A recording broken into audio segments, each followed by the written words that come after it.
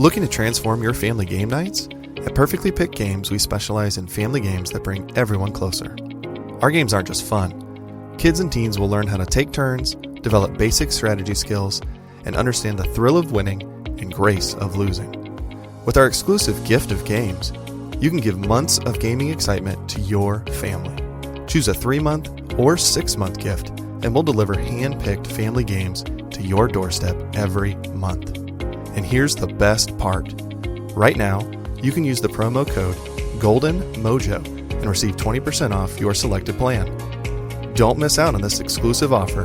Use promo code GOLDENMOJO and save 20% today at Perfectly Picked Games.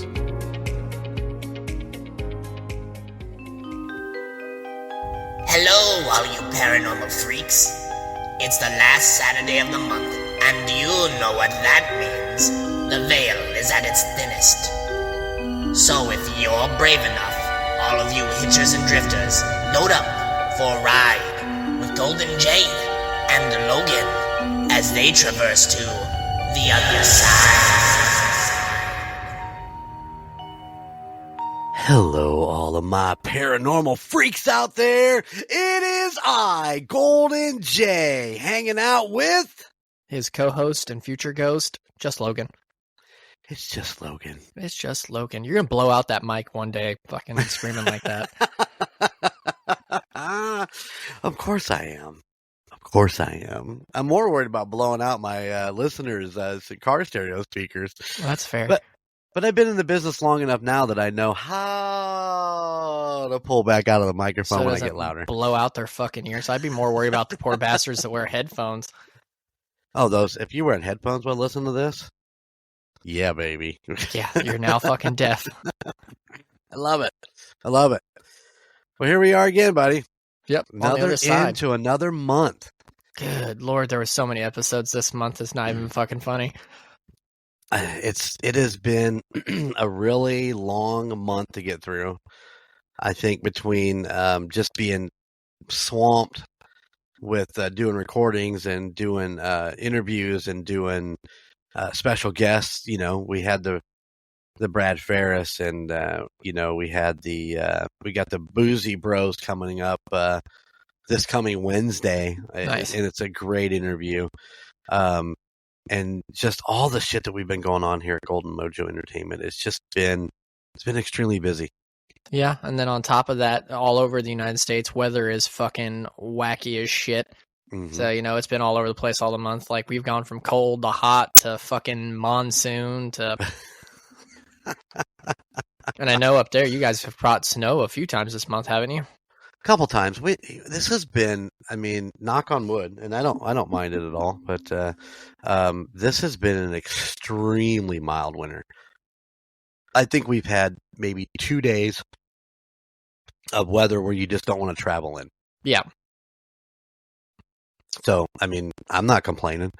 I remember that growing up where, you know, it was like constant, you know, it was like every day of the week you didn't want to drive anywhere because it was just so shitty out. Yeah, I can remember that. Some massive fucking snowfalls there as a kid. Hell, there was good snow when I lived there back in 2012 and 13. But it just seems like it's less and less, and people are like, fucking climate change, that ain't nothing. Like my ass, dude, it's getting colder in Texas and hotter up north. That's true. That's true. I blame the tsunamis that hit a few years ago. They say that they hit with such an impact that it actually diverted the Earth's axis a little bit. Not like major, but just a hint enough that it's going to move everything and it changes the weather. Yeah. So I can't pretend to know shit the other day because I legitimately looked up at the moon the other night. And it looked so far away, and I had to sit. I asked Kayla, I was like, "How's that work?" I was like, "How's the moon like really big one night, and how's it farther back sometime?" And she proceeded to explain to her 32-year-old boyfriend how the moon works. And I was like, "It's not like Avatar. It's not a fucking big fish in the sky. Like that's not Homeboy's girlfriend." I know what you're talking about. Yeah, I know you do. Have you seen the videos of those people that like zoom in and there's like supposedly this big face on the other side of the moon? No, I haven't. Oh my god, it looks like whatever actor was in the Highlander. I Oh, want I to say got it's you. Christopher something. I can't remember his name. I used to watch The Highlander all the time when I was a fucking kid too. Yeah, but that's who it looks like with the big forehead or whatever when they zoom in on it, and I'm just like, I don't know that I'm buying 100% into this, but okay, whatever works. Yeah, like I said, I don't know dick about climate change or Earth's axis. Like the closest thing I know to that, like I said, is like G.I. Joe weather dominator type shit. So all I know is it used to be a lot fucking hotter here during the summer, and I know it used to be a lot colder there in the winter. Yeah. And now it's not. So Yeah, absolutely. And for me, who hates wintertime and I don't hate winter, I hate snow. I actually was out today driving around and the air was just that cool, crisp air. And you talk about just kind of cleaning your psyche out, just stopping and just taking it in, just taking deep breaths of that cold air. And it was amazing. I would stop everywhere I stopped. I'd take 2 seconds and just take it in. It felt so good. fucking brag about it. There's no clean air down here whatsoever. I'll tell you what, I was in one of the towns I had to stop at, and I did that, and I'm like, ugh, well, this fucking town stinks. Yeah, a bunch of plants and paper mills and shit in Southeast Texas. So there ain't no deep breath freshness here. All I know is that every time I would go up into Chicago, you'd have to travel through Gary, and Gary always smelled like wet bread. I don't know. It was like, oh my god, you're in Gary. It's just that it smells like wet bread. Wet bread. Meanwhile, there's a place in the United States where the fucking Kellogg's factories are, and every day it smells like a different fucking cereal because they do the cereals on different days. So like one day it will smell like fucking Lucky Charms, the next day it smells like fucking like Cheerios because they do different cereal each different day of the week. Now that would be the place to live. Yeah, and then the poor bastards in California that lived in a place where the sriracha plant was. They were fucking begging the city to close it down. The city's like, you know how many people that employs? And they're like, my sinuses are always on fire. Oh, that's good stuff right there. It's fucking awful. Oh man, I don't know, man. I just know that this town I was in yesterday just smelled horrible, and I was like, yep, no doing that in this town anymore. Just get the fuck out of here. Terrible. Well, it is the other side. It is Saturday. What is the date? Is it the 30th? Today's the 28th, so 29th. It'd be the 30th, yeah. Okay, so today is, as you're listening to this, it is March 30th. We are actually 2 days away from the launch of the Patreon. Woo!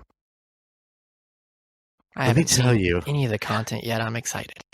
Let me tell you how much work I put in. I don't doubt it. You went from podcast editing to video editing and content creating and all that jazz. I really hope our listeners, like what we've ended up doing. I'm real happy with I'm really happy with the content that we come up with. The reaction videos are good. They're only going to get better. It's that initial trying to figure out what to grab and what to show the girls, and but yeah, the video editing for that is I definitely got to learn to do it quicker. So, but let's break it down. I want to break it down so that our listeners right now know what they're going to get when they log into patreon.com/2sop. And that's where you can find it at starting Monday, April 1st. So we have 3 tiers. Tier number 1 is $3. It is the Haskins Hoodlums. Hoodlums? Hoodlums. There you go. That is the tier name. It is a $3 tier. And with that, you're going to get a shout out on the show for being a Patreon member. And I am going to mail you an autographed United States Paranormal poster, 11 by 17. And I didn't take video of it. I probably should have, but they are all officially signed by the 3 of us. J-Dub, the Rocker Chick, and me, Golden J. Just so you know, when I do get down to Louisiana in August, I am taking posters down there to have Logan sign off on those. So coming eventually, you'll have there'll be an extra poster for later down the line. Can I put some lipstick on and like kiss the picture and then sign underneath it like models used to do? If that's what you want to do. I don't know how my dad would feel about that. That I will video. It'll be a great time. I'll make sure and do one for Mason. Yeah, you got to do one for Mason. But yeah, unfortunately, we won't have the autographed ones with Logan until later on. But you're still getting officially autographed, signed by the three of us. So, and the posters turned out really good. I didn't even get a chance to show you the posters. Well, I've seen the Haskins thingy. Yeah, like Matt Haskins has a canvas print of it in his house. So I've seen that. They turned out really well. I'm really happy with them. So. They will come in a tube. They will not be creased. They will come in a tube. Nice. So yeah, I've tried to think of that. I tried to think of everything there. When you sign up for any tier, it's going to ask you for your address, so it'll send it to me so I can get those sent out as soon as I can. So that's tier number 1. Tier number 2 is the CASP per. Wait, what is it? Cast per. And I always get this mixed up. Hold on, let me bring this up real quick because I know our listeners love it when I bring up the pronunciation deal here, and I have it right here, and the name is the Chabs. The Chabs. It's another name for hoodlums. Oh yeah, is it like fucking British or something? It sounds Britishy. I don't know. Chabs.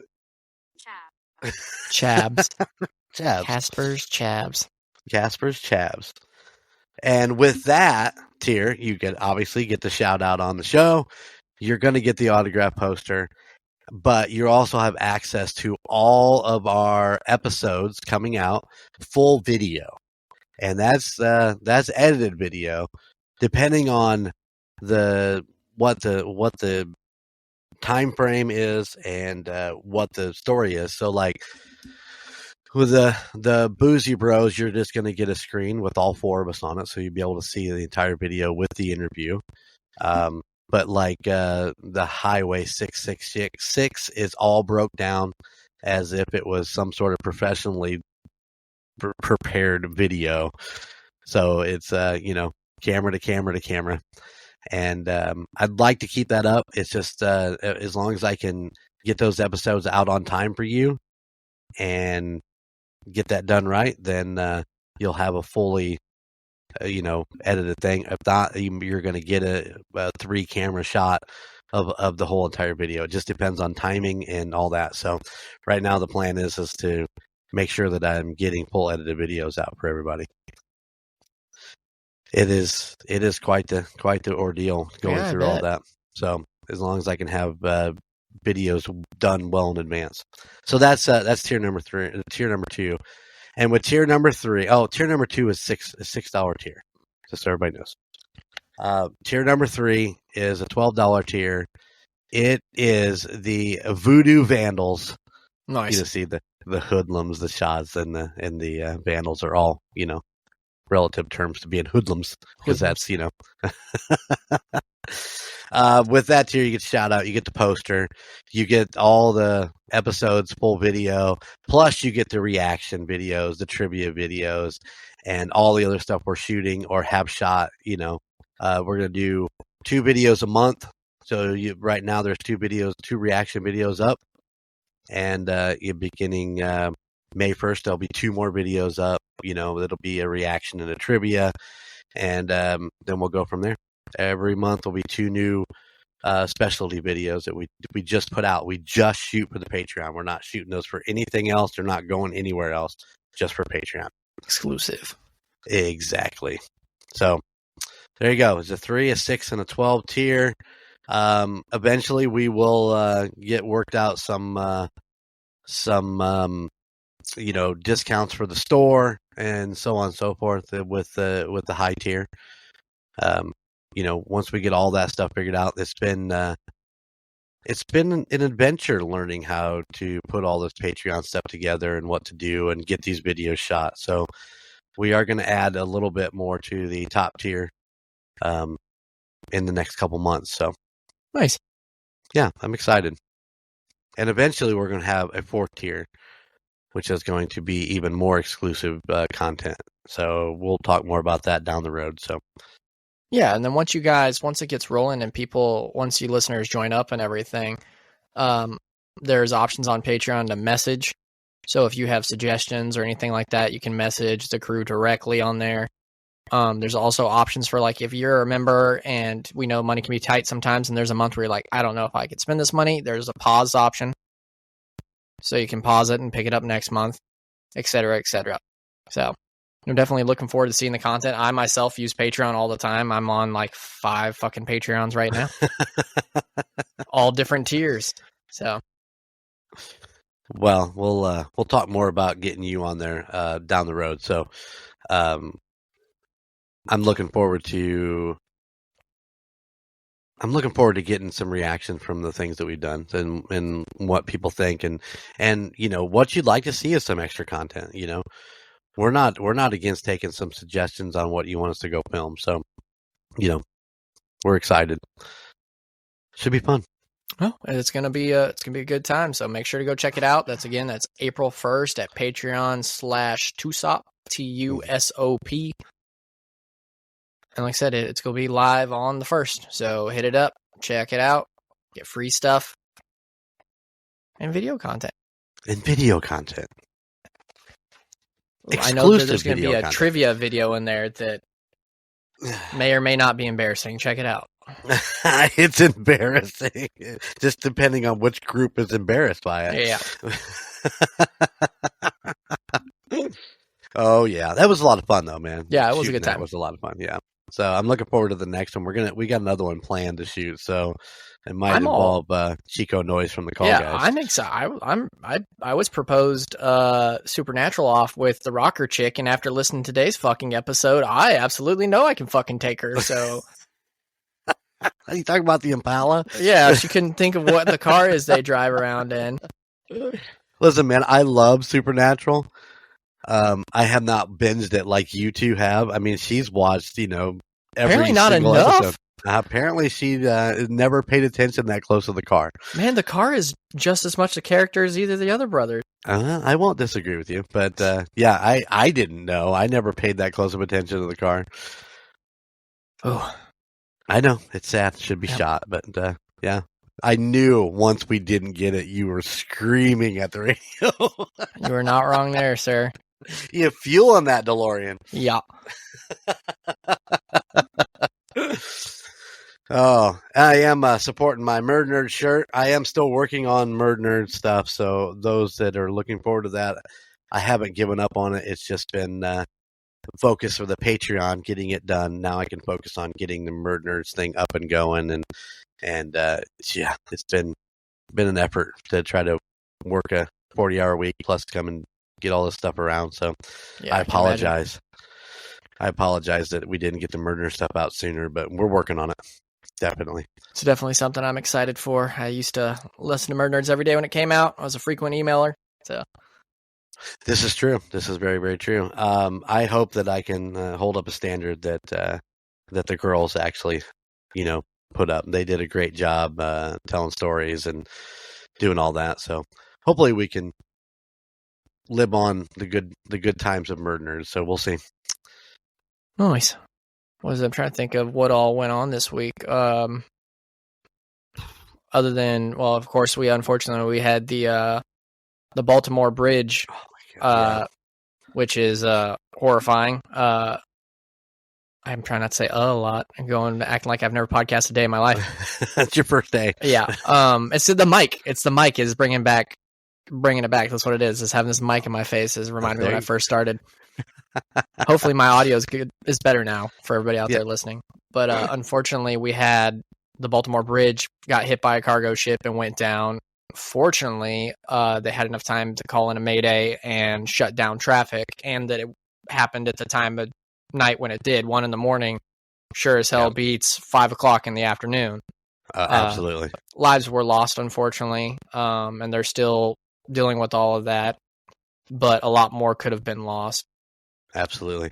8 construction workers on the bridge. 6 confirmed, basically confirmed dead because they haven't found them, but... Well, they found. I know that they found two of the workers survived. They got them out of the water pretty quick. Can you believe that one of them was completely unharmed?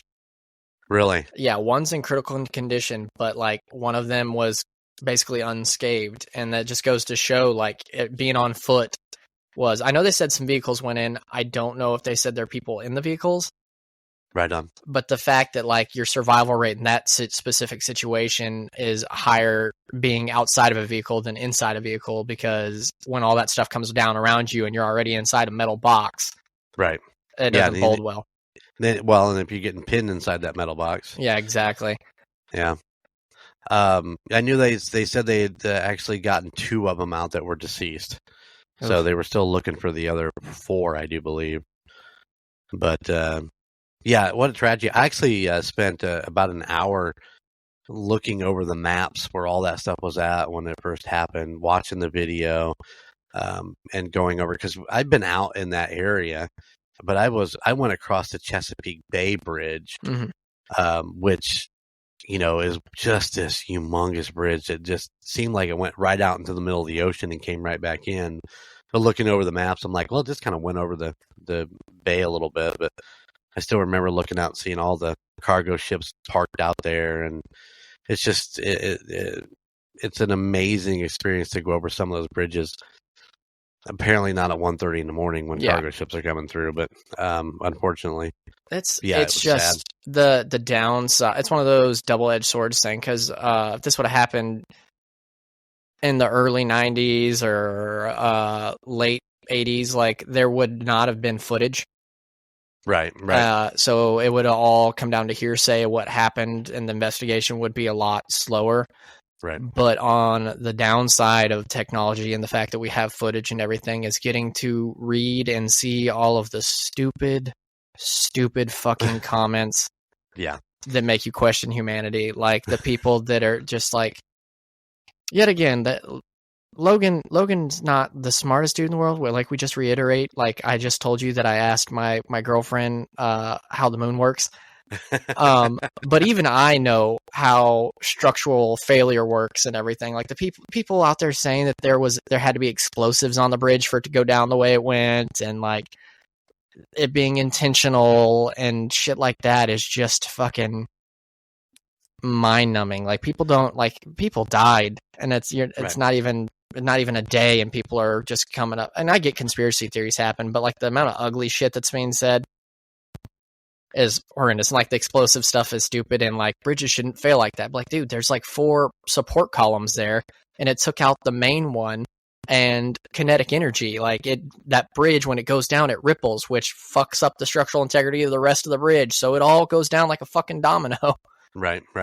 So, like, I don't know. It's just rough to have to read that kind of stuff. And I can't imagine being like the family or people that live in Baltimore and have to fucking see that shit. Like, go ahead. Sorry. They try, like I said, if it was intentional, they wouldn't have fucking called out a mayday, which saved so many lives by getting the cops to get out there and keep people off the fucking bridge. It was clearly some kind of mechanical failure. In the videos you see, the power goes out, comes back on, and then it starts bellowing dark black smoke, which, like, if anybody works with engines or anything, that's not great. It came out in the news today that they did drop anchor, but unfortunately how big that ship is and the amount of cargo it has on it, fucking dropping the anchor in certain places does you fucking no good. And it did what it did. Clearly it's a big hunk of machinery, because guess what? It's still floating in the bay with fucking a huge chunk of the fucking bridge on it. Right. So it's just common sense, people, and think about others. Yeah, there's definitely that. You need to think about the families and impacted, and even the families. I mean, you realize that is like one of 4 intersections across that bay, which, Oh, it's fucked. hundreds They're of fucked thousands for a of people, long time now. Yeah. Hundreds of thousands of people are now having to go hours out of their way to get to work or to get to family or something like that. And I mean, it's, the impact of it is tremendous just for the Baltimore people out there. It's insane. Oh yeah, and for years they will be waking up and driving and looking at something that reminds them of a tragic moment in their city's history. And meanwhile, fucking people are hopping on their keyboards, fucking saying fucking the president did it or terrorists did it, when it's just fucking shit happens. It does. Like I said, I'm all for a good conspiracy theory, but fuck, give things time and pull your head out your ass. Fresh air helps brain growth. That's all I'm saying. Go out and get some of that crisp March air. Go on out there. You got this. I don't know, man. I feel for all those people out there. I am extremely, and I was talking to my mom about it. I'm extremely happy that, I shouldn't say extremely happy. I'm happy it happened when it did. Yeah, 1:30 in the morning does not have any of that 8 a.m. rush hour or 5 p.m. rush hour traffic on it. It could have been, I mean, lives were lost, and I feel, believe me, I do. But it could have been a hell of a lot worse. Absolutely. It could have been hundreds of people stuck in their cars as they went into the water, and fortunately it happened when it did, and unfortunately the construction guys were still on the bridge, and that, we feel for their families and wish them the best, and we grieve with them for sure. So yeah, but like you're saying, it absolutely could have been 1,000 times worse, and this is why I absolutely recommend to everybody out there to have a glass break in your car or on your keychain, in case your car does end up submerged, because that's fucking horrifying. Have a seatbelt cutter in there with you too. Yeah, like there's certain things that I swear by, and like that is those, and I got one of those life vac things that, like, if somebody's choking, like, you put on their face and you pull a thing and it will suck something out of their throat. Really? Because I've seen too many videos of kids choking on stupid shit that you can't get out of them. Like, one was like a kid was choking on a fucking ping pong ball, and like if his parents did not have this fucking thing, he'd been fucked. But like it's literally just like a little mask, like a respirator mask. Shouldn't cover my face while talking to the fucking mic. And you literally pull on it, and it just causes enough suction to where it can unlodge something from the throat. And it comes with a face mask for adults and children. Nice. So rather have it and not need it than need it and not have it. Absolutely, 100%. I carry a pocket knife with me that has the seatbelt cutter and the. Well, it had the glass break on it, but the little thing fell off. So I need to order a new knife with all that stuff in it. Yeah, definitely. Hopefully, I'm not going over anything that I'd be submerged in, but you never know. I mean, that wasn't too long ago. They found a gentleman underneath a bridge in his vehicle upside down. He'd been there 4 days. Luckily, he wasn't underwater completely, and he was stuck in there. He couldn't get out. Jesus, for 4 days? 4 days. That's fucking insane. Yes, and it was one of those deals that somebody accidentally found him down there because he had actually went underneath the bridge somehow. I'm not sure how it all worked out. I don't have all the details, but yeah. Yeah, freaky shit happens, man. You never know what's going to happen to where something goofy like that happens where you're going to wish you had a tool. It's just better to have it on you. Yep, absolutely. There you go. A little help and advice from the other side here at the United States Paranormal. Yeah, take the advice from the guy that doesn't know how the moon works. Well, buddy, you ready to get into today's episode? Let's just review the March review. Let me pull up my notes. Boop. I am all good to go here. I did my binge listen of everything in one day again, like re-listens, because I listen when stuff comes out on Wednesdays. Right. I listened to my Golden 80s today, and then I went right into 2SOP at 2.0 speed. All right. What did you think of Golden 80s today? Oh, I loved it. It was a good episode. Other than homie's unbridled rage towards Miley Cyrus, because I think Miley Cyrus is a treasure. I do too. That's why I just kept my mouth shut. Like, I'll give 'Cause, people Taylor Swift. I like Taylor Swift personally. She's a great artist. The news around her can get annoying, but I mean, that's not her fault. But like, It's not a media Miley. thing. Don't shit on Miley. I kind of understand where he was coming from, where, you know, it's the way the music business has kind of turned into. But I will say this. I am a big fan of her balls and what she did after she left Disney. And, you know, to basically stand out and get as much free publicity as she possibly could get. And, you know, when that album came out, the Bangers album came out, which was her big one with Wrecking Ball and all that stuff on it. I mean, she didn't hold back. She went out there and she caused a big stir, and everybody was talking about her, and everybody was going out listening to the album. And I don't care what anybody says. I thought Bangers was a great album from front to That's a great album. from And the start to chick's finish. got amazing vocals. Her cover of She Zombie does. is phenomenal. When she Yep. sings with fucking Stevie Nicks. Yep. Holy shit. Like, Yep. girl can fucking sing. I'll put respect on it. Absolutely. Anybody that has Dolly Parton's respect's got my respect. Oh, there you go. Absolutely. Yeah, it was a great interview with AC, and man, I'm looking forward to working with him again. He definitely wants to come back and work with Golden 80s again, so it was just a lot of fun. Oh no, he definitely sounds like an interesting cat. I would love to talk to him about some 80s horror because he seems like that's his wheelhouse, and that's my horror go-to, that era. And I agree with you guys about, like, art has been bastardized over time. I mean, since art has been invented, that's all it does is slowly get bastardized. MTV Right. is crap, has been crap for a long time. I don't even know if Fuse is a thing anymore. I don't think so.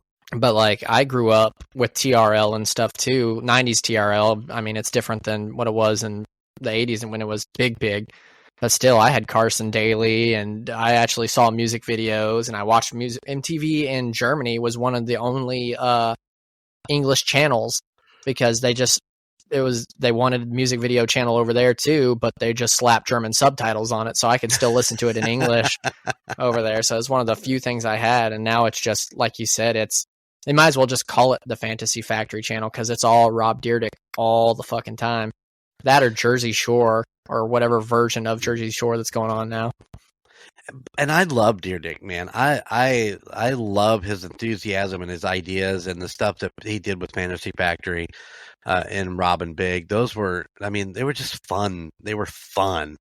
And the ridiculousness thing, I enjoyed at the beginning, but on the back of my mind, I was like, man, this is a total rip-off of Tosh 2.0. Yeah, it's just Total Tosh with rip-off. more people.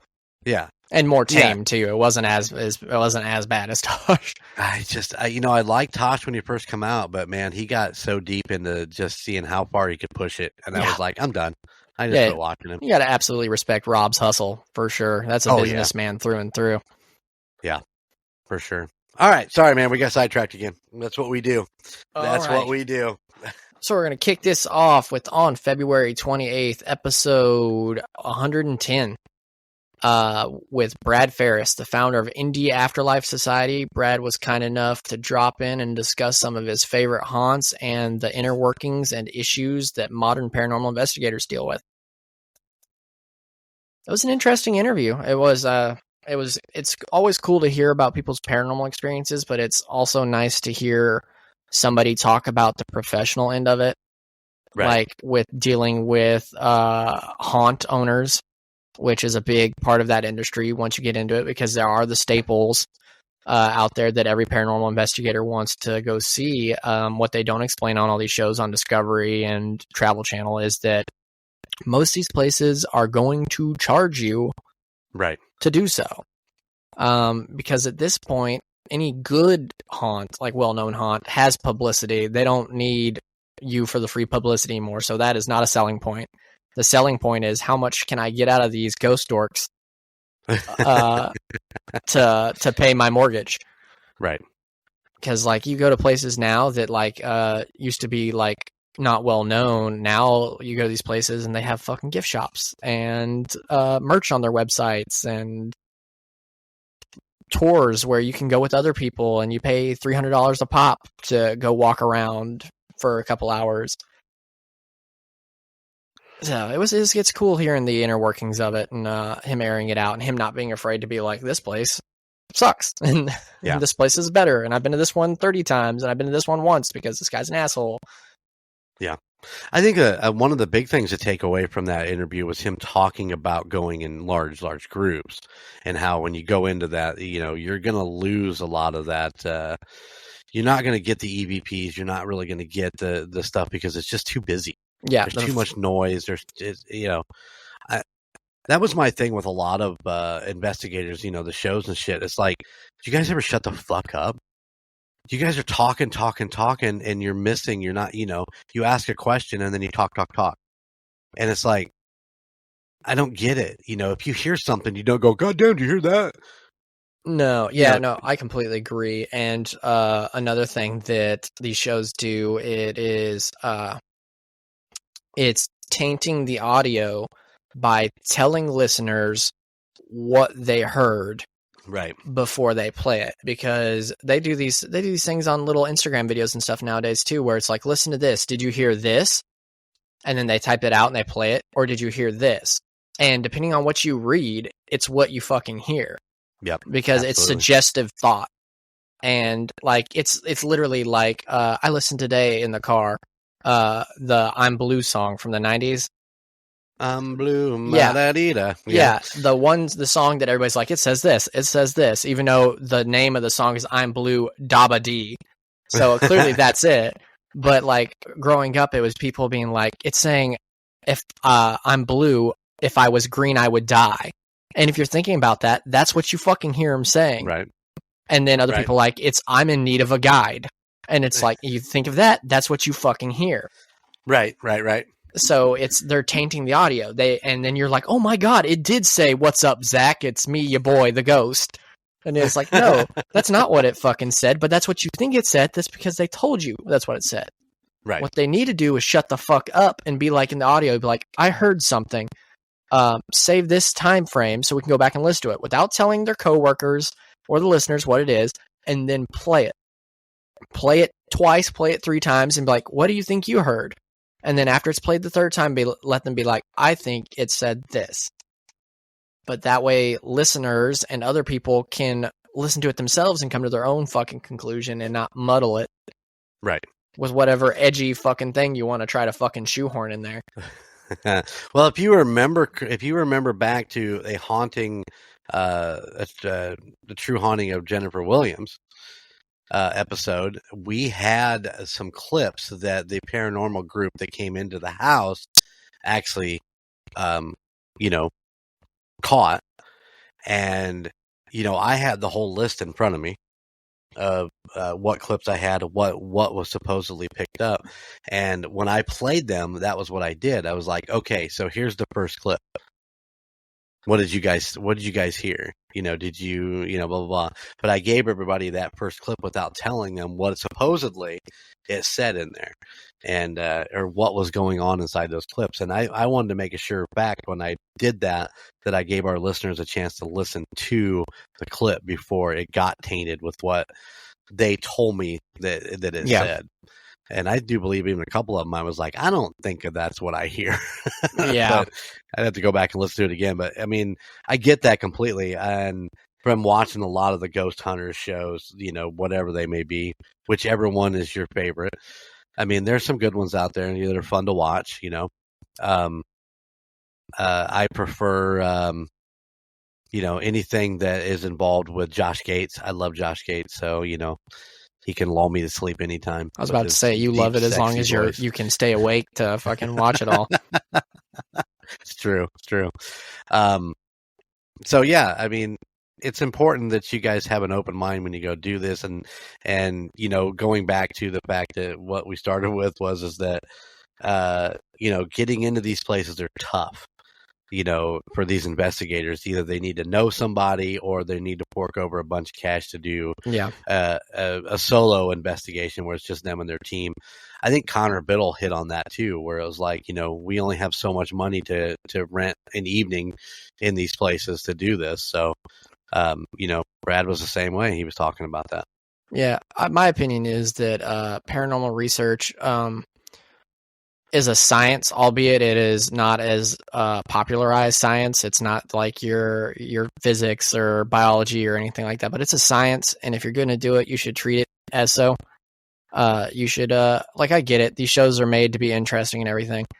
And clearly it worked for Zach Baggins because he's the fucking Gordon Ramsay of fucking paranormal investigating. He's got 37 fucking shows, and anytime he mentions one, I'm sure they greenlight that bitch. Right. Like it ain't a problem, but it is a science, and for people to respect it as a science, it needs to be treated as a science. So maybe stop screaming for 5 fucking seconds and listen to the fucking audio and shut your talk box up for a second. Yeah, there you go. But yeah, Brad was great, man. It was really great working with him. Jen has known him for years. I'm sorry, let me rephrase that. J-Dub's known him for years, and they've done investigations together, and always bouncing ideas off of each other and stuff like that. So it was really great that he was able to come on and do the show with us, and to have the ghost in his house actually mess with his audio was pretty awesome. Just sitting here talking about it reminded me, I didn't even have in my notes. There was only one part of that interview that I disagreed with Josh on. And it was actually a Zach Baggins thing that I disagreed with. And it revolves around the Amon's house. Like, he made a point where he thinks that Zach bulldozed that house because he didn't want anybody to question him. Oh, right. And I know that Zach does Zach type things. Not great. But I strongly disagree with that, because you got to remember, this is the man that hoards everything. Right. Like, this is the guy that bought the fucking poltergeist clown. This is the dude that bulldozed part of his building to have them fucking crane drop Kevorkian's fucking van where he euthanized people inside his museum. He is not dumb when it comes to money. He could have used that house for profit. 130%. Just off of him filming there alone. I mean, hell, when he bought that house, it was all over international news. Right. Because he bought it sight unseen. He heard about what this family went through, and he got a hold of the people that own that place. He was like, I will buy it, and threw a fuck ton of money at these people. Instantly. Before he was even there. Hell, when he got there, he had to literally pay fucking homeless people that were squatting in there to fucking leave. I remember that, yeah. Yeah. So, like, I don't think he bulldozed it because he didn't want any people to discredit him. And albeit, that is the same place that it is. There's medical records and everything to back it up. That's where his eyes fucking crapped out on him, was in that house. Right. I think he legitimately found something that scared him so bad that he snapped a fucking nerve in his fucking eyeball. And he was just like, no, it scared him. He bulldozed it because it made him feel better. Right. I think that's it, because the dude is him. That's enough said there. He pisses a lot of people off. He annoys a lot of people. Your view of him is your view of him, but he is not dumb when it comes to business. The man was worth millions and millions of dollars, and like I said, he monetizes stuff in his museum all the time. He could have monetized that house so fucking quick. And instead, he decided to bulldoze it and just eat the cost. And he still owns the land to this day. Right. What is that? It's not doing anything for him. It's just sitting there. And the only thing he kept was the basement stairs. So that's the only part I disagree with. I don't think it was him worried that people are going to discredit him, because people are going to try to discredit him regardless, with the house being there or not. I think the man was scared. He was hurt, and he did what any scared, hurt animal does. He fucking lashed out at the thing that hurt him. He was like, fucking bulldoze that bitch. I don't know, man. I can see it. I can definitely see it, both sides of that story. I mean, if he's, I don't know, man. Yeah, he's not dumb when it comes to money. He's really not. He could have made so much money. That place out, yeah. He could have rented that place out to his competition. Fucking Ghost Hunters International could have been like, we want to go there, and he'd be like, all right, fucking $3,000, bitch. Yeah, exactly. For 2 hours. Yeah, for 2 hours. Yeah, and I get producer rights. Fuck you. Yeah, there you go. Well, and that all stemmed from the fact that the guy he was talking about the Willow's Weep House, about bulldozing it. Mm-hmm. And you got some mixed stories about that place too. So, take it for what it is, but there got to be some money in it for the dude to bulldoze it, because paranormal, especially well-known paranormal real estate, is fucking bumping these days. Oh yeah, I mean, they absolutely. sold the fucking Conjuring house for millions. And that is a rundown ass house. Like, I've seen video of them in the house, and they go in the basement where they've run all the wire to make it like feasible in modern day, and it just looks like a rat's nest. Yeah. And they spent millions of dollars on it because the way they look at it, they're like, oh, we can make this back off of paranormal tours and shows coming here, et cetera, because, I mean, that shit's here to stay, dog. Once paranormal hit mainstream back in the 90s with ghost hunters and shit, it hasn't stopped, and it's just getting bigger. So, oh, yeah. Yeah, and you get podcast shows and all kinds of shit like that. Exactly. That's money, dog. Ghost house is money. We get some ghost real estate shows going on. That's what we need. Oh, there we go. Hey. Fucking paranormal house flippers. Let's do it. I'd like it. Yeah. I like it. $1 million idea. All right. Well, Brad was a lot of fun. We're really appreciative of him taking the time and hanging out with us. And maybe one of these days we will go do something with him. I don't know. Yeah, definitely got to get you guys, especially now that you're making video content, you guys need to go get some, go do some spooky stuff. I know. I'll be filming while I'm down there in New Orleans. There you in go. August, so we'll see what comes of that. But yeah, we got to do something before then. All right. So on March 6th, J-Dub walked us through spooky renovations. That's fine. We were just talking about fucking paranormal shows for that. That sounds like a paranormal show. Spooky renovations. Oh, my God. In episode 111, you guys started off the episode when you asked the host what they thought the meaning of life was, or specifically what they think they are here for, which was really interesting. That definitely got some interesting conversations going. J-Dub discussed her fight with ovarian cancer and how she pivoted to be positivity in people's lives, because I feel like she felt like she needed more positivity. So she just started to be the change that she wanted to see.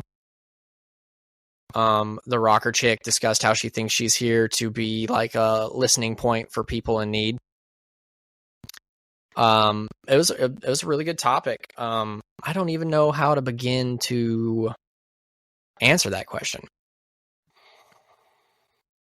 It's funny because that question is so, I mean this, in a positive way, but it's such a generic question. Yeah. I mean, it's one of those questions you just kind of throw out. I was like, what's the meaning of life?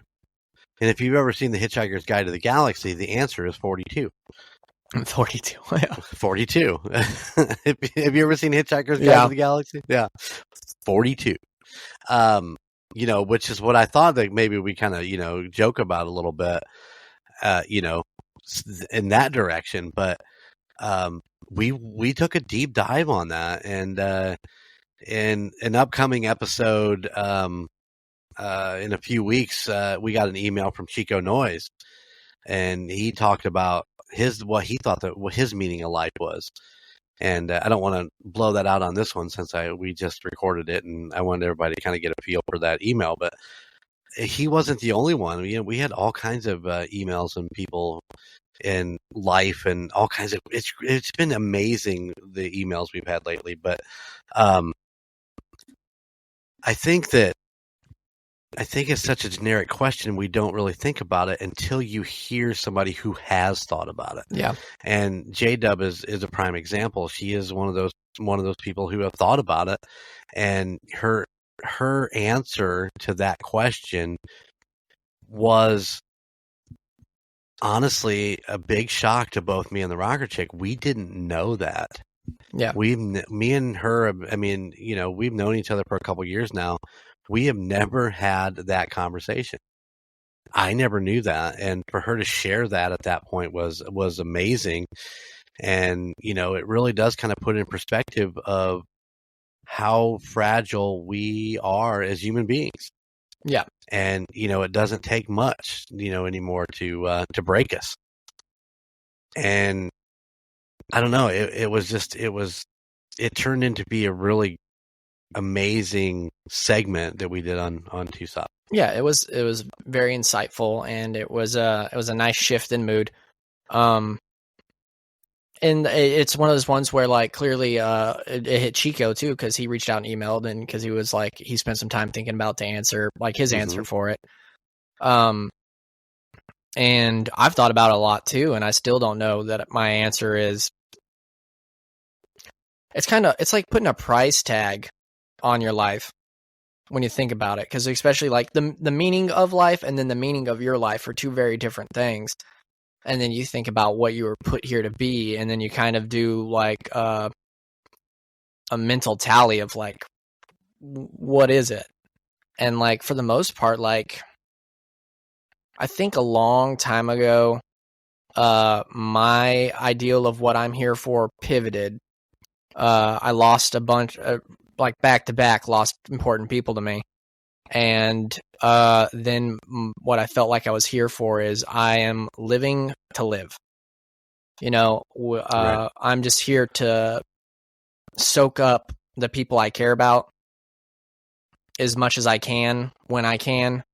And if I can, while doing it, make their lives more pleasant while doing so, I'll give it my best.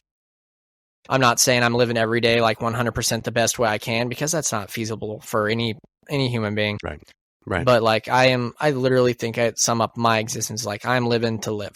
The people I care about, I want to soak them up as much as possible, because I know what it's like when they're gone. Right. And I also like it also. Just because people are gone doesn't mean you have to stop living for them too. I still go visit my cousin and my friend at least once a month. I make sure the people that I'm close to know about them, my kids know about them, and try to get a point across to my kids and everybody know that like you're only living this version of your life once. Now, if you believe in reincarnation, that's great. But that's a different life.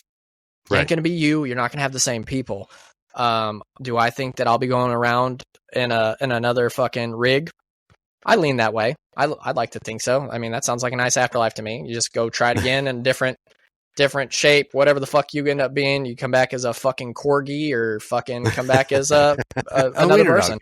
I want to be a wiener dog. I want to be Ozzy when I come back. I just want to be a house dog that just lays around, balls out all day long. But all I know for a fact is that eventually your ride in this current form will end. So live it while you can. And like I said, soak up the people you fucking care about. And I will agree with you. I think you're on the right track. But I also think that you need to make sure that you give a little bit of that energy and that little bit of that positivity to people that you don't necessarily know. Just somebody you might see one time in your entire life.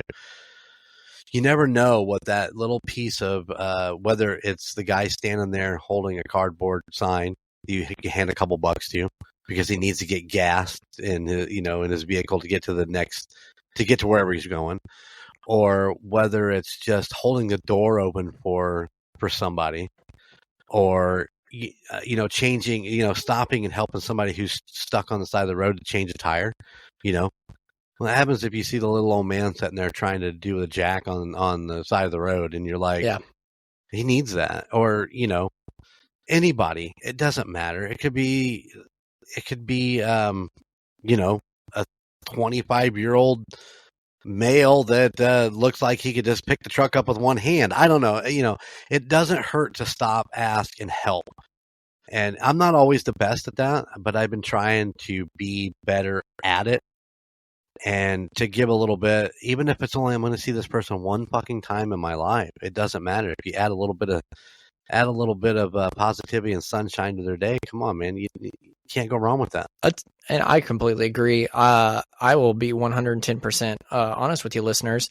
A bunch of people have mantras and stuff. Like, there's people that got like, "What would Jesus do?" etc., etc. And mine, the one I have lived off of subconsciously since I was a small child, is I live life like Mr. Rogers is watching me. Like, you know, somebody has a car accident and needs help, and you just think in the back of your head, but like, what if Mr. Rogers was sitting there? Like, what would I need to do for him to be like, good job, neighbor? You got it.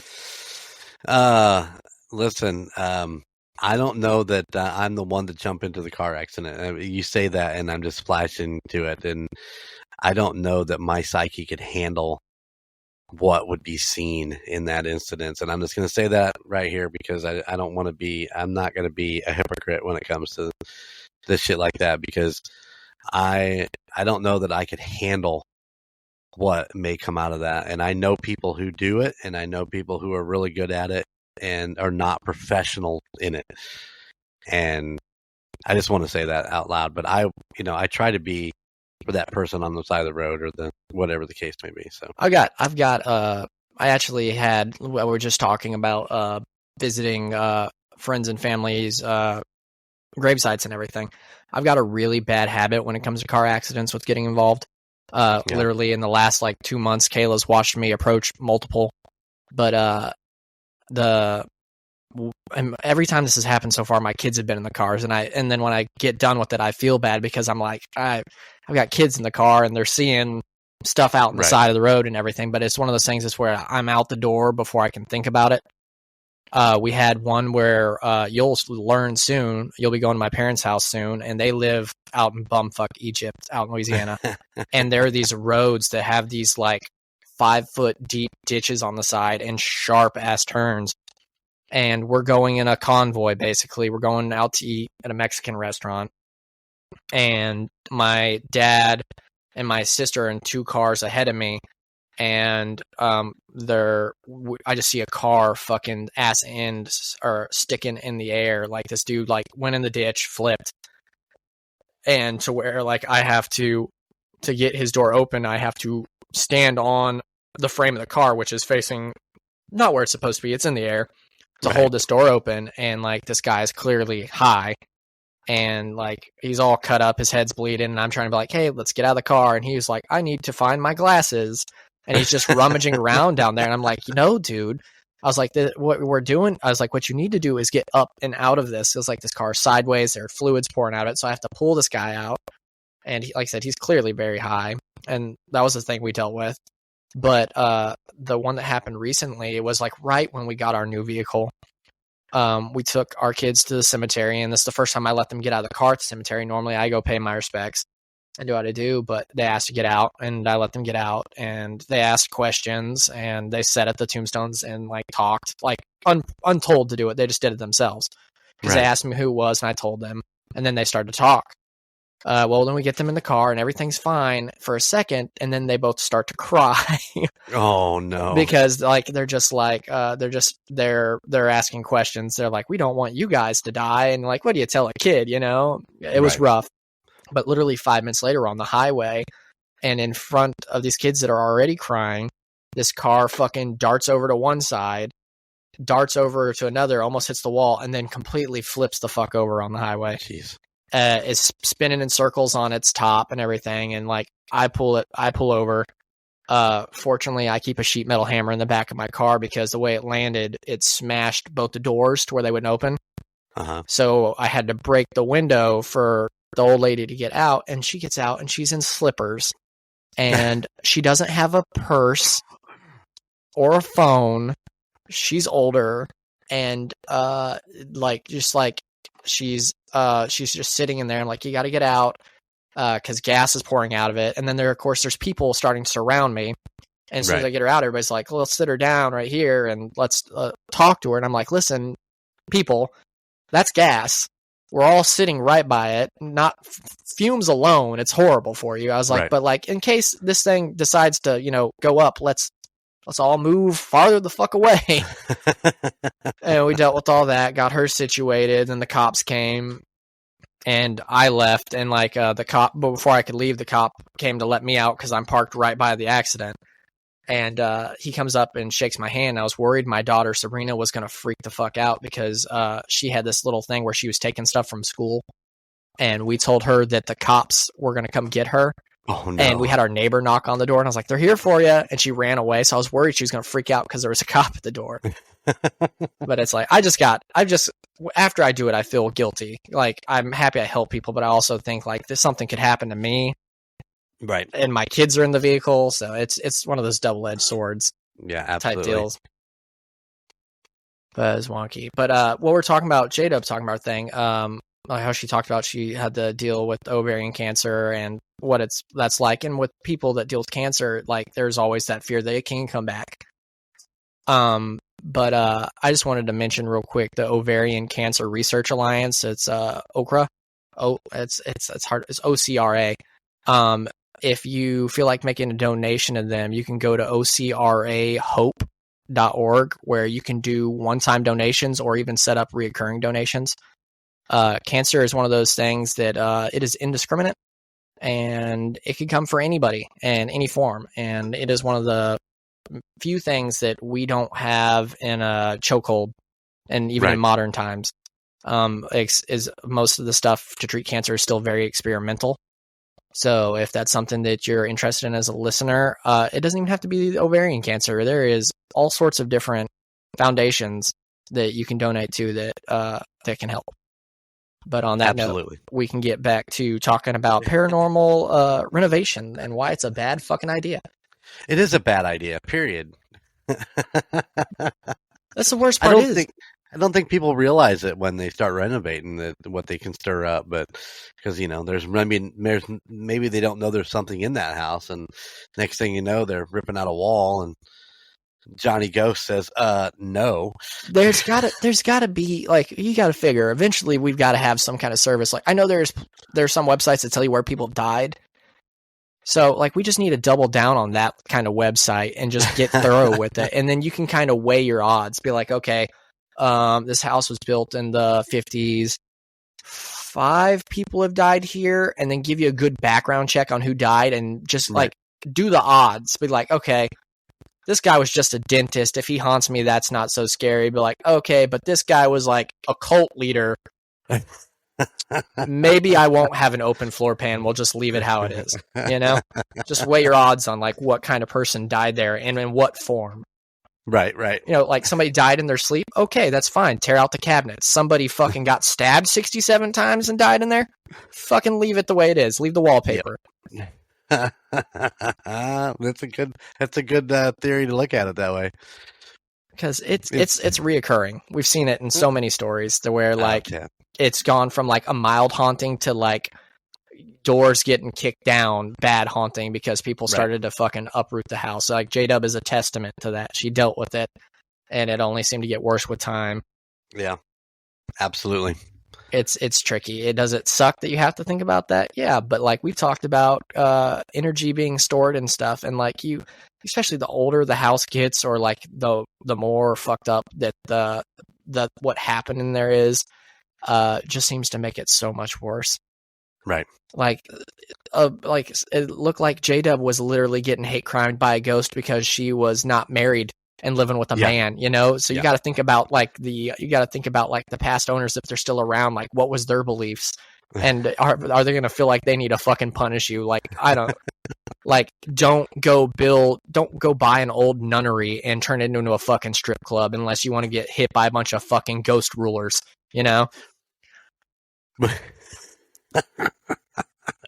I definitely think a church would be a great place for a strip club. Oh, good Lord. A house of Yoder. Oh, Billy Bob's House of Yoder. I can hear it now. Yeah, Reno was a lot of fun. It was interesting to hear some of the stories, and we know people that have kind of went through all that. Like you said, J-Dub, but I mean, even some of our listeners have kind of chimed in a little bit about it. So it's really, really cool. It's definitely an interesting subject, and it's one of those ones that's like you can dive into it again and again because there's just so many cases of it. So, all right, what was next? Next was March 9th. That would be when me and the listeners sat down for episode 112 to interview Golden J. We covered everything from childhood, family, creative history, and the process of dealing with loss. We definitely covered a lot of shit in that episode. We did, and we fucking called it from afar that it was going to be a long one, and it was. It didn't feel like it when you listen back to it. It never does, though. I know, right? But we, like I said, we got into it. You got a few different questions than the rocker chick got because I'm trying to mix it up as we go, so everybody can get blindsided a little bit. It's only fair. Right. Nobody's going to get it as bad as the rocker chick did because she was first to go, though. That's true. But she did a great job. But we got you guys talked about it in today's episode, but we did get an email we got 2 emails. I'm going to talk about the one that you got first, or you talked about today, and that was an email we got from Crispy Tenders, a longtime listener, thanking us for discussing mental health issues, and he briefly mentioned that his wife has recently been diagnosed with anxiety and borderline depression. And like when me and Golden J get together, like it's not scripted. We just, for the most part, other than some stories and stuff, but like it just flows naturally. And we just end up talking about like how we feel and our personal experiences. And it's weird to think about when we get like that it can affect people, because it's just us venting in here. And it's weird to think that resonates with other people. And reading this email really touched me because I know what it's like to go from not having anxiety or panic attacks and then all of a sudden getting blindsided by it. Right. And like he said, his wife would shake and stuff. It gets so bad. Like I said, the first, I said in the interview, the first time I had my panic attack, I called the fucking ambulance because I was shaking. I felt cold. I've never felt like that in my life. And I was terrified. And I've had the benefit of it only happened to me a few times. And fortunately, I can kind of, for the most part, talk myself out of it because now I know what it feels like. So like my mantra in my head is like, Logan, you're being stupid. You're being stupid. It's fine. If it gets too bad, I go fucking lay in the shower, just chill. My monkey brain likes to get back to water and just calm the fuck down. You and water. Yeah. Unfortunately, like not everybody has the benefit of being able to do that. And the struggles are real. And fortunately, his wife has him to lean on. We discussed it in there. If you don't have somebody to lean on, there's avenues to take to have somebody to talk to. And there's a lot of literature out there and a lot of different, like there's a lot of routes to take nowadays. The most important thing is not to hide it and not to try to tackle it on your own, especially when it comes to depression.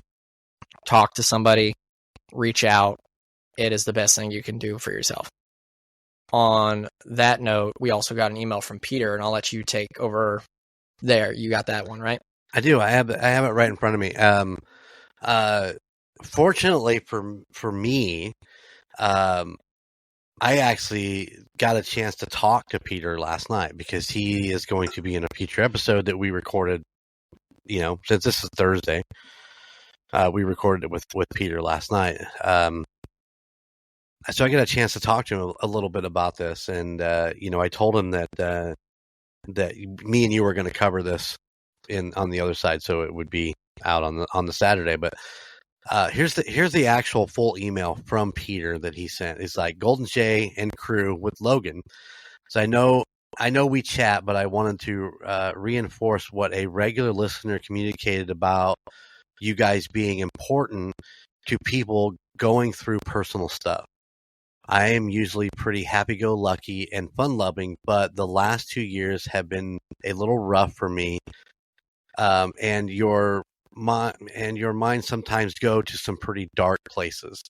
I have absolutely no interest or knowledge about the Power Rangers, but listening to Logan talk about the gravity of how hard he was hit by the suicide really resonated with me. Listening to you all every week and being welcome as a contributor has really meant more to me than you will ever know. I cherish being able to tell people I'm associated with TUSOP and hope to continue this relationship with Golden Mojo Entertainment. P.S. I will absolutely buy a Celestial Stag shirt with J-Dub's Lady Godiva picture. Nice. Listen, I love working with Peter. I love talking to him. We don't email a lot. We kind of bounce ideas around, and I love having him on the show because he's very well spoken. He has his research, he has his timelines, he does an amazing job telling stories, and he's a really, really nice guy. And I've just enjoyed the time that we worked with him. I enjoy the emails that go back and forth. And unfortunately, he was just in Fort Wayne over last weekend, and I didn't know it till last minute.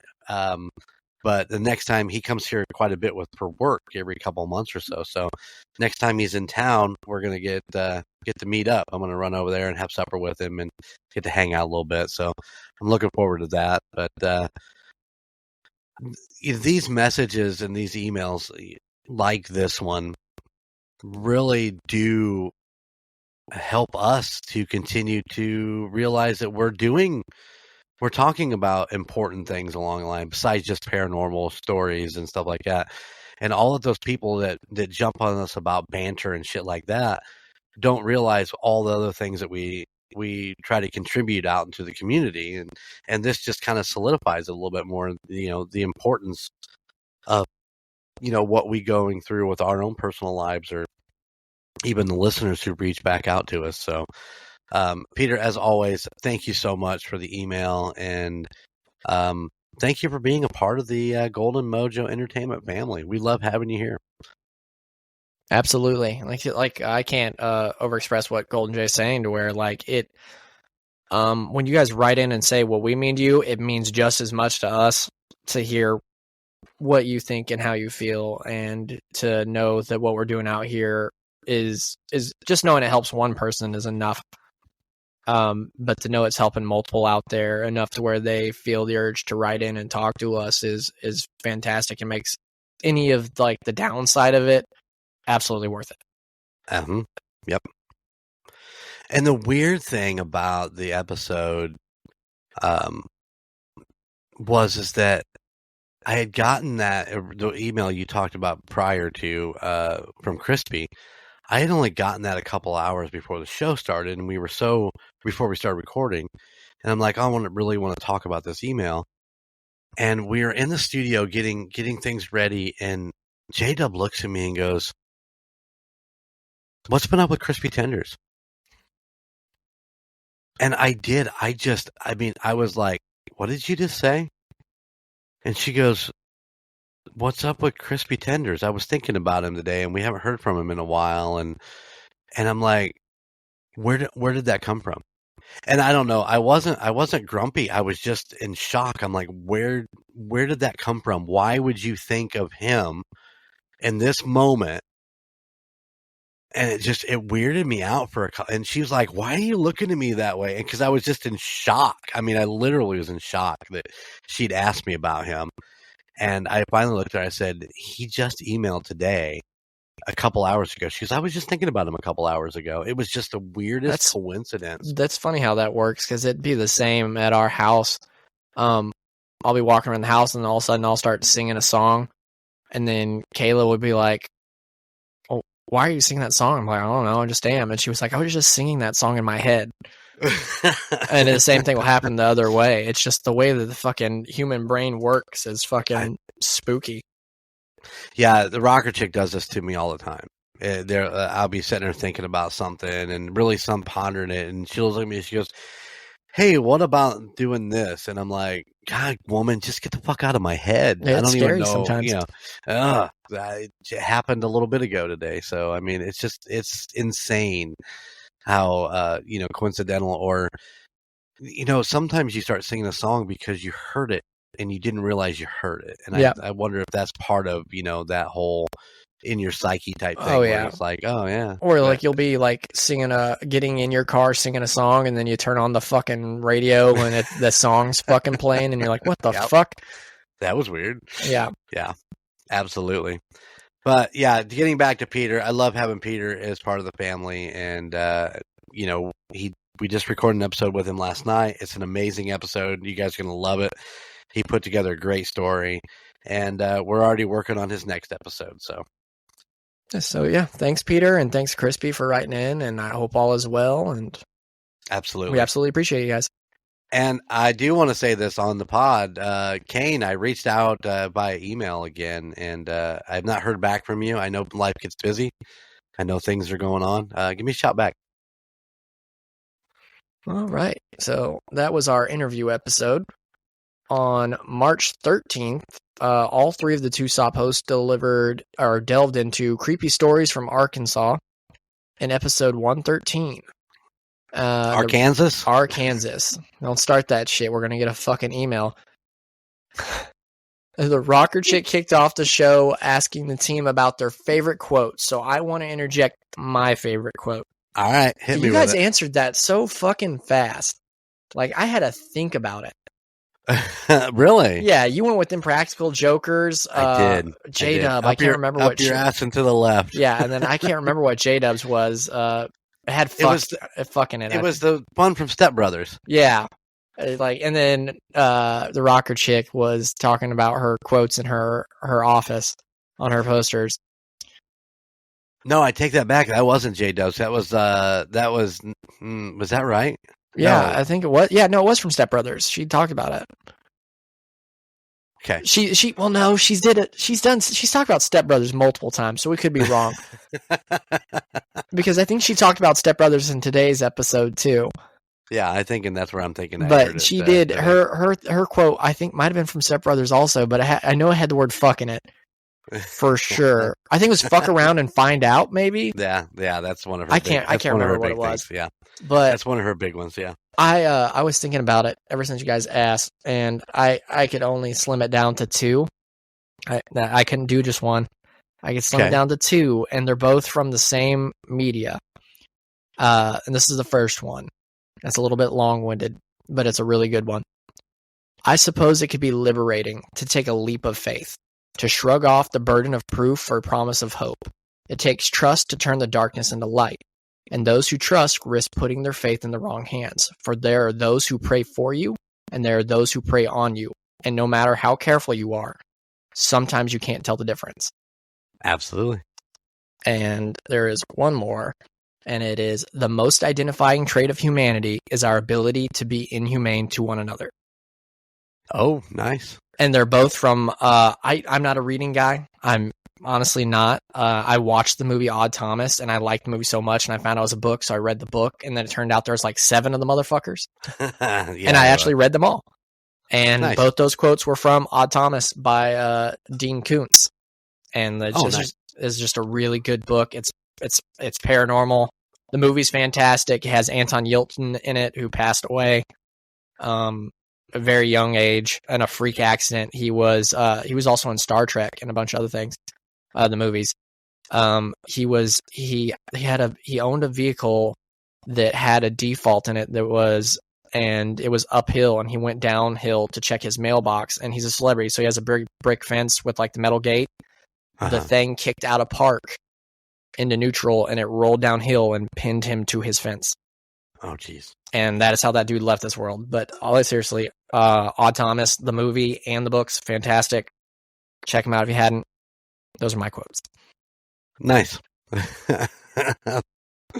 Up your ass and to the left. Yeah, you were so quick with that too. Just bang, bang. It's just one that I use all the time, and that's why it came so quickly.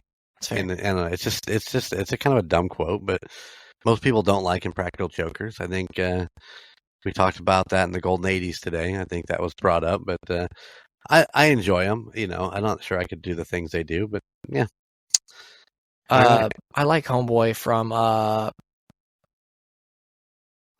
Impractical Jokers. Why am I forgetting his name all of a sudden? He does Tell 'em Steve Dave podcast with Brian Johnson and Walt Flanagan. He's the one with the longer hair, and he used to be a firefighter. It's Brian. It's Brian Quinn. Yeah. I love Brian Quinn. He's great in that podcast, and he's just a funny dude. He's my favorite character on there. He's the one I'm always rooting for. But you gotta, Joe Gatto is probably Yeah, he's good too. the funniest of the bunch when it comes to shit. I mean, he just was. He had no off switch when it came to shit. He wasn't afraid to do anything, and it was always fun to watch him.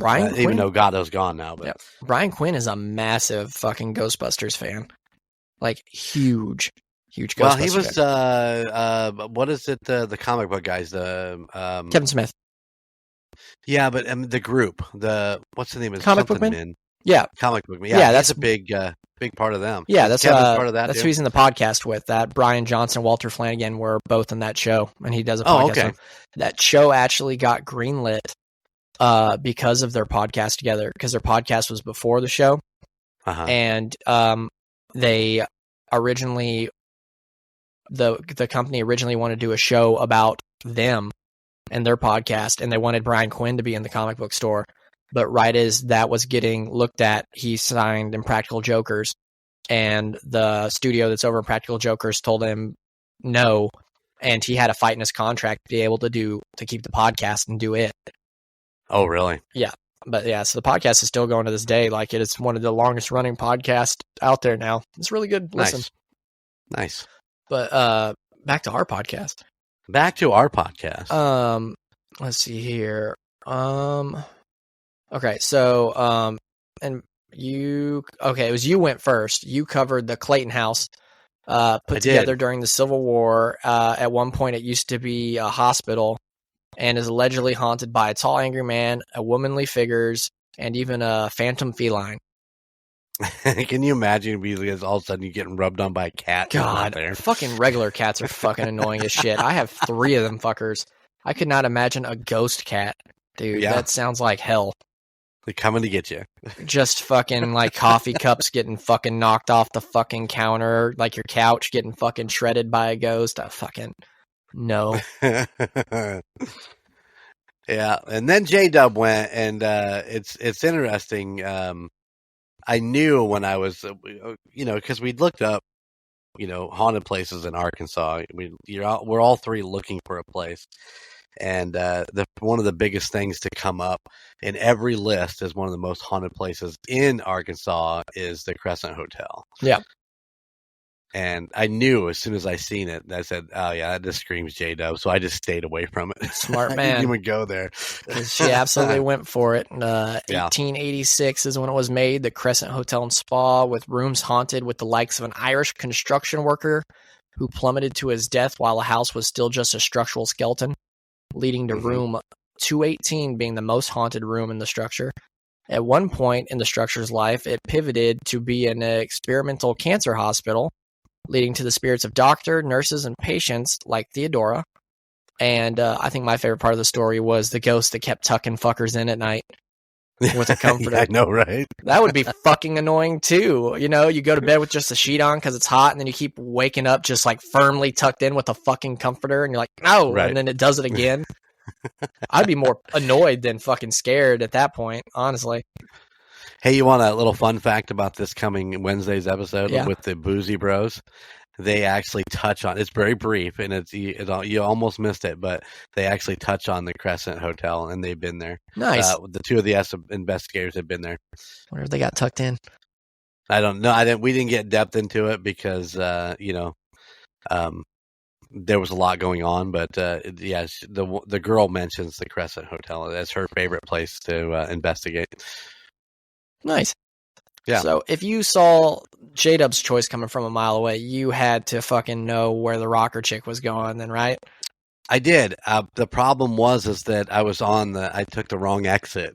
Ended up on the wrong highway because there are several listed in some of the most haunted places in Arkansas, several different roads, and I did not pick this one. I think it was a different one. I don't even remember what it was now, but she picked the on-ramp to 365. This haunted stretch of pavement claim to fame range from a spirit of a girl who runs out in front of your vehicle just in time for you to strike her, but by the time you stop and exit your vehicle, she's gone.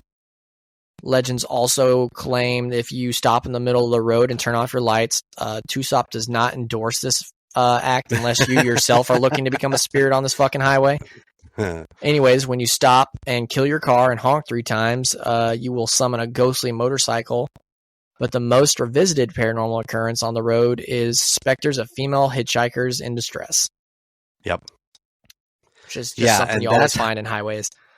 And I do believe she pretty much got the win on this. I mean, you know, me and J-Dub voted for the win. Mason and Shanna both got in on the voting. Chico got in the voting. So does Skywalker. All of them have voted for the Rocker Chicks for the win on this particular episode. But the last bit where he goes to her grave and his fucking coat is draped across her grave is the best story that I've heard in a long time. Yeah, that's good. And the question is, do you leave your jacket or you take it back? Well, she left it there for you to get. She knew you were coming to get it. So did she leave it there for you to get, or does she equate her fucking tombstone with her and she was warming herself up? Ooh. Yeah. I'd leave it just to be safe. I would just like, nah, cheers. It's good. Have at it. It depends. And I guess it depends if there's any sentimental value to that. Yeah, I'm like, I can buy it. I can buy another one. Well, doing the Arkansas, battle was really, really fun. I really enjoyed it. I thought the episode itself turned out really good. We are actually going to do this again. Nice. I've already reached out. We have a guest who is going to come on and do the battle with us. That is the straw man himself. Nice. He's going to be coming on to do one, because that was pretty much his idea. He's like, you guys should try this. You know, now that you've done all these other kind of episodes where you dig into these different places. So yeah, we're going to get the straw man, in on the next episode that we do. Probably it's going to be a little bit yet. We got a lot of other stuff going on, but looking forward to it. Absolutely. I love having the straw man on. Yeah. All right. Did you get to see his post the other day where he was going out with his beaver out on his chest? Yeah, I did. I saw that. It's crazy to see something that I grew up with adults talking about, thinking they're being slick, and then now seeing it on people on shirts in whole other states and everything is fucking crazy. I love it. I just wonder what people think when they see people out and about in that shirt. I don't know. They think, hey, your beaver's hanging out. It's a conversation starter, that's for sure. Yeah, absolutely. You gotta be careful when you shave your beaver too, because like in that picture, it's got a little Band-Aid on it, you know? Yeah, absolutely. You don't want to nick your beaver. Yeah. On to the next one. On March 20th, you covered the Ohio Grassman on episode 114. Absolutely. First spotted in 1978, the Grassman is seemingly a more aggressive relative of our friendly neighborhood Bigfoot. Much like other versions of Sasquatch, the Grassman is said to be 300 plus pounds and have a bad odor. The creature has been known to attack humans and even kill livestock and pets. Even though the first recording sighting was in 1978, local Native American tribes have depicted similar creatures in tales ranging all the way back to the 1700s. It was a fun little research project. I don't know that it was like my best episode ever. I know it sounds terrible to say, but what really brought me in, and I do believe I put it in the show notes, is the link to the actual video that kind of got a lot of it boosted up to back in mainstream media. Was somebody had actually taken a video of what they thought was a Grassman. Mm-hmm. And that was kind of where I started with it, and it was an interesting avenue to go, considering that it is a sub of Bigfoot and so on and so forth. But of course, then we ran across the Frogman. Oh, you got to cover the Frogman in his own episode. I got to see if I can find enough on him. I mean, that's why I kind of threw him in there. Is like I found a couple little articles on him, but I have to do a little more deep diving on that bad boy. I think going back to Mason, I think I saw a post, fairly certain of his account, the other day asking for like horror movie suggestions. Uh-huh. And I suggested the Frogman movie to him to check out, and I'm wondering if he did. But I'm always for any kind of story about any of the different flavors of Bigfoot. We got the skunk apes, the Tek-Tex, the Yetis, right. The normal Bigfoot, and now we got the Grassman. it's just interesting. Going back, and I know you did the Tech episode, a while back. How aggressive was the Tech? Do you remember? I mean, was that an aggressive? The Tech were definitely cryptid? more aggressive. But to be fair though, when the Tech had their big resurgence of sightings and everything was in the middle of the Vietnam conflict. So, Gotcha. what kind of large animal isn't going to be more aggressive with, tons of people that are normally not in the jungle, explosives, gunfire. Right. But I mean, there was an account of a fucking Tech ripping a man's GI's fucking arm off.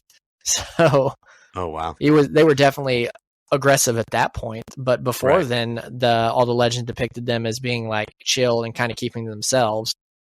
But I don't think they really had an option to keep to themselves. Right. At that point in time. I don't know. I found it really, really interesting that the grass man was extremely aggressive and up to I do believe ripped that guy out of that carriage early on, and it was, the funny thing was is the first story I read, it was like, oh yeah, I ripped him out and blah blah blah, and then the daughter started throwing rocks, and then I found a more detailed story about that where he was trying to basically eat him, and the teeth were out, and they were he was fighting him off, and if it wasn't for the daughter jumping out and throwing rocks and hitting him with them, that her dad would have been killed by this cryptid. And it's pretty crazy. That's a very primate like material, or like the way they act though, because you got to think about, you guys covered in the Murd Nerds, remember the monkey? Oh yeah. Like that monkey was everybody's best friend until it fucking wasn't, because animals are animals, and the moment something flips in their fucking brain, that is fucking 300 pounds plus of fucking primate, and if they want to eat your fucking face off, they're gonna fucking do it. And that raw power. Period. Oh yeah, because the monkey in your guys' story, I mean, a woman was stabbing it while it was doing what it was doing, and it was not stopping.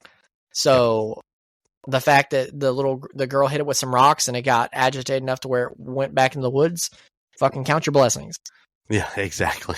But, I'm always for it, and like I said, I look forward to somebody covering the Frogman at some point.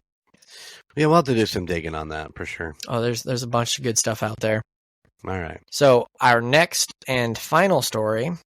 Oh. Don't need reason. It don't need rhyme. Ain't nothing we'd rather do. Going down. Party time. My friends are going to be there too. Ah. That's right, listeners. The Rocker Chick covered the highway to hell. On March 28th with episode 115. Yes. So, on the highway to hell. On the highway to hell, we had Hellhounds, Satan's Sedan, the Devil's Big Rig, Skinwalkers, people disappearing only to reappear later with no recollection of how long they've been gone or where they went, and your stereotypical womanly spirits, because the fucking highway is riddled with ghost lady hitchhikers. That is what I've learned in Tucson. Mm-hmm. Absolutely, yeah. And they're usually dressed in white. Yeah. Well, yeah, the woman in white is just all over the place. Was this stretch of land always evil, or is it evil because the name it was given? I don't think it became evil because of the name. I think it became evil because of where they put it. In that Native American land that they kind of stretched it across, or the burial grounds or whatever in that area, I think had a lot to do with it. And I think that spawns the Skinwalker debate there too. We were going to look into, and I thought I did it while she was on the episode, but I don't remember hearing us talk about it, how close Skinwalker Ranch was to the Highway 666. Oh, shit. Because, Skinwalker Ranch is, just loaded with all kinds of mysterious. I mean, the Glimmer Man was spotted there. Skinwalkers were spotted there. It's supposed to be an alien hotspot. So much goes on in that little section, but I don't remember finding out. I was going to look it up, or I just don't remember if I did or not. You know what I'm saying? Yeah, I got you. How close that highway ran, but to it. I think the rocker chick said in this episode that she might be out of fucking highways now. God, let's hope so. But she's covered quite a Clinton Street or Clinton Road and Highway 666 and the ones she did from Arkansas and she's covered quite a few roads. I think she said she might be done, so we'll see what her next niche is, and we'll go with that. She's done. She puts together great stories, so you really can't be too upset about it. But she definitely went out with like the big daddy of the roads, though. Like I said, you don't get the fact that they had to change the name of the road just because of the amount of people stealing the fucking road signs. It's a bummer because you don't get to go see Highway 666 anymore. But like, just to know that the government got involved because they're like, fucking, this is ridiculous. We're replacing this fucking 3 times a month. Right. Take it down. Call it something else. Well, I did just get a text message a little bit ago from my buddy Scotty T that when he took his road trip, his motorcycle trip out to Maryland and along the coastline there, Boston. I think Boston was as far as they went out, but they actually rode on Highway 666 out there in Pennsylvania. Nice. So I know the Rocker Chick talked about it between Colorado and Utah or whatever, but it's all part of Route 66. Mm-hmm. And I'm not sure how that runs through Pennsylvania or if that's even the same part of that road that's out there. I don't know. I haven't had a chance to look it up, but still to be rolling through Pennsylvania and be on Route 666, that's pretty insane. So, yeah, a big fucking stretch of road. Yeah. No, it was definitely interesting. I love anything with hellhounds. I feel like we need to do a hellhound episode at some point because the lore on them is amazing. Yeah. But just to know that, I always like seeing the different takes. Like she's covered a few highways, so we've seen just about any kind of vehicle haunted version. Now we got a sedan, we got the big rig, the 18-wheeler. That's a cool sight to see. We've covered ghost trains in Tucson. I think the only thing we haven't got around to is we haven't done any ghost boats, ghost mopeds, or ghost airplanes. But I do have an airplane story locked and loaded for someday.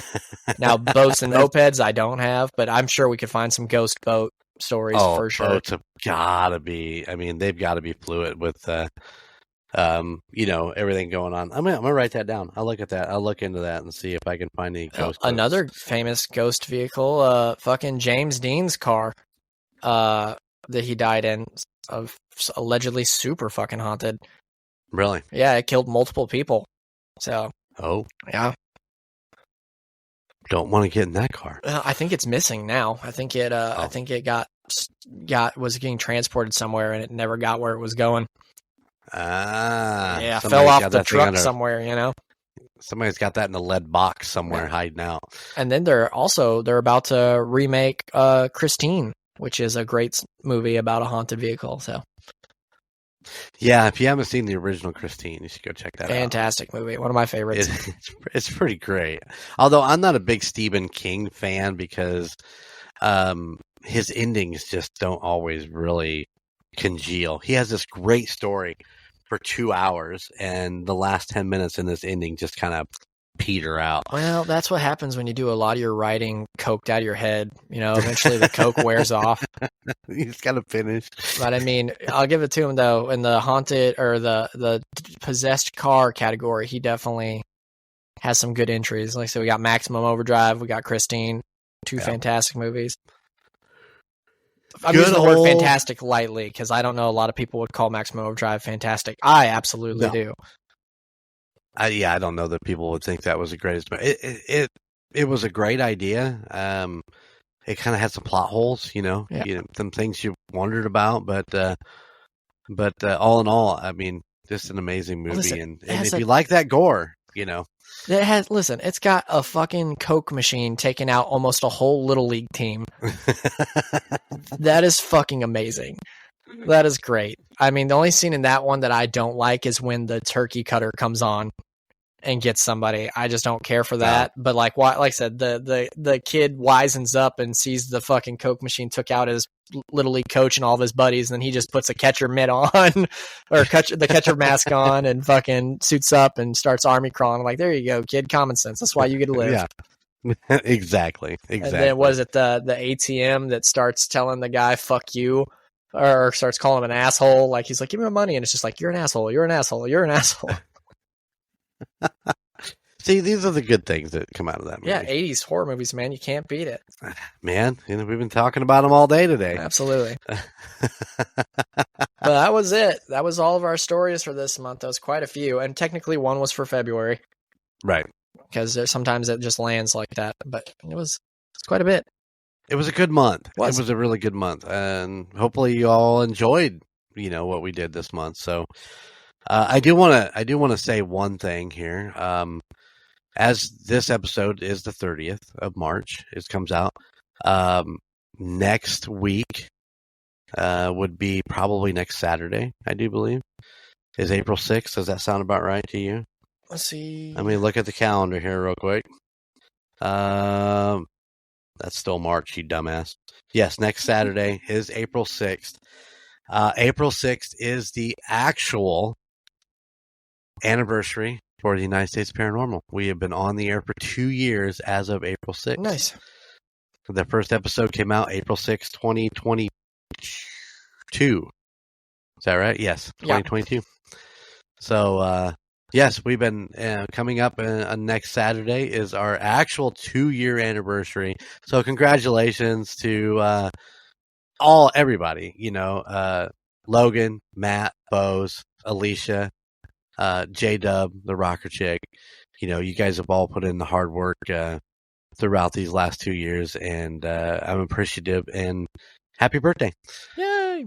Yay, happy birthday. Yeah, that kind of sneaked up on us because I know, I just seen in the past we celebrated it because in the podcast world, a lot of people do it by episode because you can kind of time it out by then, but we've done so many extra episodes to where if we do it by that, it would be a different date every fucking year. Absolutely. This year our anniversary would have been in January, I do believe. Was it last year when we did it? We launched our Spooky Moose shirt for the birthday. So if you want to check that out, that is still available in the merch store. It's a really cool design. Yes. I've got the shirt in my closet. I need to get me one of the cups, though. I never got me the pint glass. I need to get one. I do. I got a shirt. I wear it occasionally. I'll have to make sure I wear it next Saturday, April 6th. And speaking of our merch store, it is going to start warming up eventually here, folks.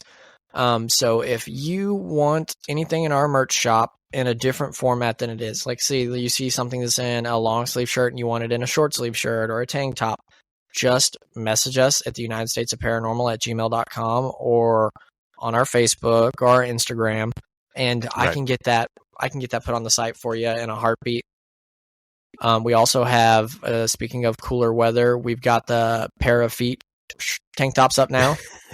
Yes, it is. So if you want some of that sweet foot stuff, Mason, they are up. And like I said, I can put any of our stuff I can put on a cup or anything your little heart desires. You want a crop top? I can get you a crop top. I need to get the Frankie Vegas crop top put up on the Golden Mojo site. Yes, you do. Because you guys talked about that a bunch in today's episode of. And whatever happens to Frankie stays in Frankie. Absolutely. No, and I know there's crop tops on there. I've actually went and looked there. You can get them on there. So yeah, you'll have to, if you get some time, get one of those put up there so that I probably would not wear one. Oh, come on. You gotta get one. The old belly just Frankie would lose his mind if he came in to do the show and you're just sitting there in your Frankie Vegas crop top. It's true. What I need to do is get Esteban to make a design of Frankie in the Frankie cutoff. That's what I need. Him doing his best fawns. You know how the fawns used to fucking point at the back of his jacket and look back at the camera, have Frankie doing that, and just have the back of the shirt saying what happens when Frankie stays and Frankie on it. Oh my. I'd buy it. My. I'd Oh buy wow. it. You might get a few people that might buy that Yeah. one. A lot of Frankie fans out there. Oh. So definitely check out the merch sites. Hit us up if you got any questions or comments. Yet again, with the United States Paranormal at gmail.com. But most importantly, you'll hear in a little while all of our other Golden Mojo shows. Check them out. We've mentioned the Golden 80s a few times today's episode. It's a great episode. Go check out all the stuff out there, man. I don't have to pitch them because they get pitched at the end of this, but you're definitely go listen to them. Yeah, goldenmojoent.com if you want to go read up on them. So, and they have a merch store there too. So, Yep. And I don't know, man. It's been crazy. We got the Patreon coming out on Monday, April 1st, which is patreon.com/2sop. You know, we talked about it early on in the show with the different tiers. If you get signed up and you think you want to hear something different, you can let us know through Gmail there too, UnitedStatesParanormal@gmail.com. Or like Logan said, there's a place to message inside of Patreon. So, you know, just let us know. Let us know how we're doing. What if you like the content? We need to know so we can continue on with this adventure. So, and we really need your support. So Patreon, merch store, emails. We need all of that stuff. So, you know, please go check all that stuff out. absolutely. All right, man. Am I ready to take us out of here? I think I am. All you out there in podcast world that are worrying about what happens to you when you leave this world, don't worry about it because it's just me and Golden J waiting for you on the other side. Later. How'd I end it last time? Bye. We'll catch y'all later. Bye. Thank you for listening to the United States of Paranormal. Check us out at theunitedstatesofparanormal.com or at any other of our social media pages. At Twitter at TOSOPPOD, at Instagram at the United States of Paranormal, or Facebook at the United States of Paranormal, or YouTube at the United States of Paranormal 1795. Please check out our other podcasts in the Golden Mojo Entertainment Network. The Call Guys, Golden Image Podcast, Indiana Chiefs Fans, The Golden 80s, Murd Nerds, and A Quart of Books and Booze. And if you have a location you would like us to check into or a creepy story that you would love to tell us, please email us at theunitedstatesofparanormal@gmail.com. Please like, rate, and subscribe wherever you listen.